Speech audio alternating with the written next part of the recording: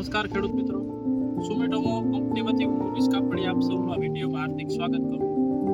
આજે આપણે જેતપુર તાલુકાનું કેરાડી ગામે અહીંયા આપણે કેરાડી ગામનો રોડ છે. રોડની બાજુમાં ગોવિંદભાઈ વસોયાની વાડી આવેલી છે.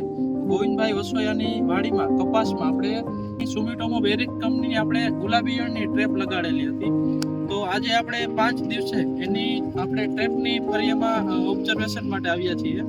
તો તમને આપણે લાઈવ બતાવશું કે ગુલાબી ઈયળની ટ્રેપ આપણે લગાડી તો કેટલા દિવસ થયા, એમાં કેવું રિઝલ્ટ મળ્યું એ તમને અત્યારે લાઈવ બતાવશું. તો બતાવો છે કે આજે 5 દિવસ થયા છે. ગુલાબી ઈયળના ફૂદામાં તમે રિઝલ્ટ જુઓ તો એમ ગુલાબી ઈયળના ઘણા બધા ફૂદા જે છે એ આપણે બેરિસ કંપનીના ટ્રેપરમાં પકડાઈ ગયા છે. તો કપાસમાં આમ તો વાત કરી તો ગુલાબી ઈયળને જો ફૂદા અવસ્થાએ જો નિયંત્રણ કરવામાં આવે તો એમાં સારામાં સારું નિયંત્રણ તમે મેળવી શકો છો. હવે આ બેરિક કંપનીની ટ્રેપર જો તમારે ઉપયોગ કરવો હોય તો 1 એકરમાં 5 તમે ટ્રેપ લગાડો તો તમને એમાં સારામાં સારું નિયંત્રણ મળી શકે છે.